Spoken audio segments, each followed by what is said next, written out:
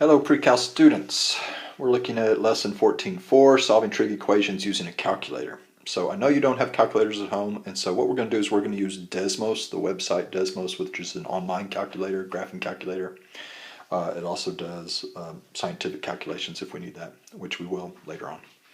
So solve each equation by graphing for all x, where x is between 0 and 2 pi, so we're in radians. Draw a graph round to answers 2, 3 decimal places. So notice the first one says 2.5 sine x is equal to -1. So what we're going to graph, we're going to go into the graphing calculator, and we're going to put in y1, we're going to put 2.5 sine x, and in y2, we're going to put -1.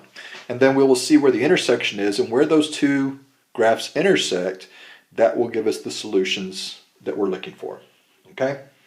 So here I've got already pulled up on my little tablet here, Desmos, okay? Desmos.com, Desmos.com. So we're going to start graphing here. So this is the home screen, but if you press start graphing, it's going to take you to the graphing calculator, and we're simply going to type it in just like we just said. We're going to say y equals, and it was 2.5 sine x, and there we go. It gave us a graph of y equals 2.5 sine x. I'm going to press enter. That'll get me down to a new line here, and I'm going to say y equals -1. And you can see the blue line here is y equals -1. Now we're looking for answers between 0 and 2 pi. 2 pi being approximately, if I do 3.14 times 2, that's 6.28. So around 6 1/4 or so.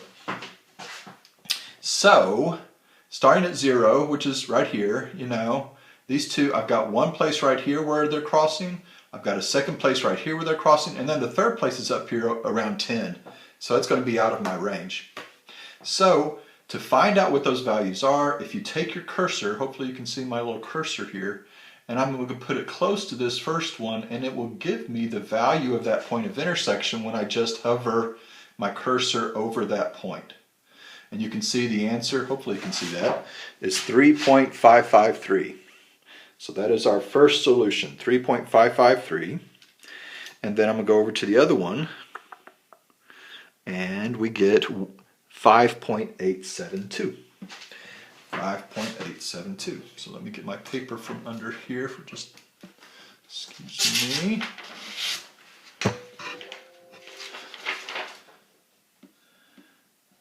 I don't want to leave the site. All right. So what was that? I lost my train of thought here. 3.553. X equals 3.553. And X is equal to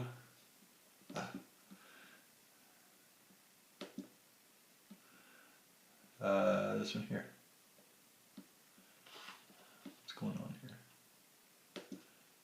There we go. 5.872. 5.872. So 3.553, 5.872. All right, let's look at the next one. Next one says 4 cosine 1/2 x equals 3. So same idea. Y equals 4 cosine 1/2 x. Y equals 3. So my first line here, I'm going to put in 4 cosine. I'm going to put 1/2 x in parentheses. And if you want to do it 1/2, you can do it like this. If you prefer to just type in 0.5, that's fine too. 0.5x, it's the same thing. So there's my 4 cosine 1/2 x. And then my second one is y equals 3. All right. So I've got only one point of intersection in my range I'm looking for. Here's, here's 6.5 or so, here's 0. And so this is really my only point of intersection, and it looks like it's 1.445. 1.445. So that's our answer here. X equals 1.445. Okay. If you want to kind of review yourself on the graphing of these, I know, we did this a while back, and if you want to do that, that's fine. I think that'd be good practice for you, but I'll leave that up to you if you have the time for it. All right. This one's slightly more complicated, but still with the graphing calculator shouldn't be too bad. I've got y1 is equal to 3 sine 2x minus 2. And then my y2 will be negative 3 cosine x. Okay, so let's put those in. So 3 sine, and again we'll put this 2x in parentheses to make sure that it's clear what's going on, and then a minus 2 back behind it. And then negative 3 cosine x. Alright, now my window got kind of messed up here, so let me go. If you need to adjust your window, it's this little wrench right up here in the corner. And I'm going to put for my window, I'm going to put for my x-axis, I'm going to say negative 0.5 to, that is less than or equal to x, is less than or equal to, I'm going to say 7 here because that'll give me what I need, up to 6.5. For the y-axis, with a 3 and a negative 3 here, 3 actually minus 2, it's going to be shifted down 2, so I need to go, I'm going to say from like negative 6 to positive 6. I think that should be okay. Negative 6, oops, to positive 6. Alright, and I click off it and I can see this thing. And the first time they cross in the positive area is going to be right here. Okay, at 1.343, so that seems to be my first answer. X equals 1.343. And then the next time they cross is right over here, just over 6, 6.12. So that still is less than 2 pi, so that's going to be a good answer as well. 6.12. All right, 1.343 and 6.12. And if you want to, you can actually go in and check these answers in the calculator pretty easily. Okay, our last problem here, number 4, is asking us, we're going to go through number 1 again, but this time we're going to solve it using inverse functions. 2.5 sine x equals negative 1. So the way we're going to solve this, we're going to start by getting sine x by itself. Divide both sides by 2.5. Haven't done this in a while. Sine x equals negative 1 over 2.5. Now remember, I'm going to use my calculator to find my reference angle. So I'm going to call that alpha. Sine alpha is equal to positive 1 over 2.5. So alpha is going to be inverse sine of 1 over 2.5. Now I kind of just closed off my computer, my tablet, but I can use my tablet here. We can use Desmos. See if I can get it back real quick. Alright. And I'm going to come up here and I'm just going to, in your bar up here, it says Desmos.com calculator.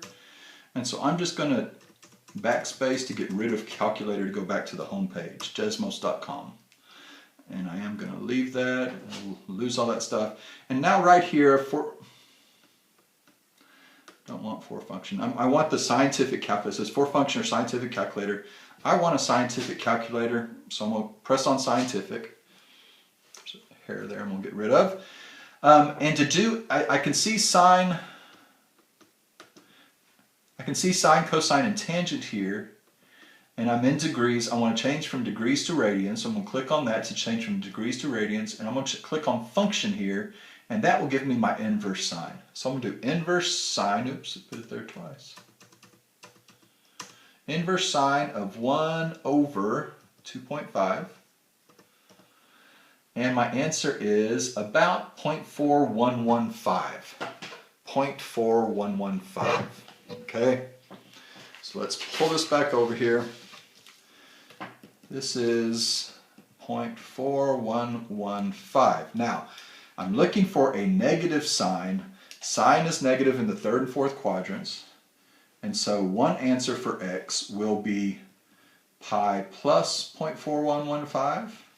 That'll give me a third quadrant answer. My other answer will be 2 pi minus 0.4115. And that will give me a fourth quadrant answer. Third and fourth quadrants there. Okay? So coming back over here, I'm going to say, let's get rid of all this. Oops, that's all right. I'm going to say pi plus 0.4115, and that's my one answer, 3.553. And then my second answer, 2 pi minus 0.4115. And that's my second answer, 5.872. Now, if you compare those to number one, they should be exactly the same, and I think they are, 3.553, 5.872. Okay? So this is, we now have two different ways, solving using inverses or solving using the graph to do some of these problems. Alrighty? Okay. Hope that was clear. Hope you're doing well. Email me if you have questions. There's only one more lesson in this unit after this one. And so the second half of next week, we'll start reviewing for a quiz. All right? Talk to you later. Bye-bye.